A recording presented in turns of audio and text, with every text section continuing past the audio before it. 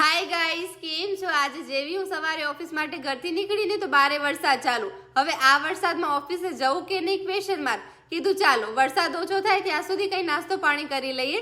એટલે અંદર આવીને મસ્ત ભેલ બનાવી. એક બાજુ હું ભેલ બનાવીને ખાઈ રહી હતી, ત્યાં બીજી બાજુ મમ્મી છે ને સીઝનના ઘઉં આવી ગયા હતા એટલે સાફ કરી રહી હતી. આ બાજુ મમ્મી ઘઉં સાફ કરે છે, ત્યાં હું બહાર નીકળીને તો વરસાદ ઓછો થયો. કીધું ચાલો નીકળીએ ઓફિસે. જેવી ઓફિસે પહોંચીને તો ભાઈ પૂરી પાર્કિંગ ખાલી. મારા તો ખુશીના ઠકાણા જ નહીં કે ભાઈ આજ તો પહેલા હું પહોંચી ગઈ. છપછપિયા કરીને અંદર ગઈને બપ્પાના દર્શન કર્યા. જેવી અંદર પહોંચીને તો ભાઈ ઓફિસ ખાલી. આજ તો હું વહેલી પહોંચી ગઈ. અહીંયા કને લાઇટ નથી એટલે અમારા ઓફિસમાં એક મેડમ છે ને, એ મેળામાંથી આવા બલૂન લઈ આવ્યા હતા ને, તો હું ફૂલાવીને ટ્રાય કરી રહી હતી. મારાથી ન ફૂલ્યો પણ એમને મસ્ત ફૂલાવીને આપ્યો. ત્યાર પછી આવી ગઈ હતી ચાય પર ચર્ચા કરવા માટે.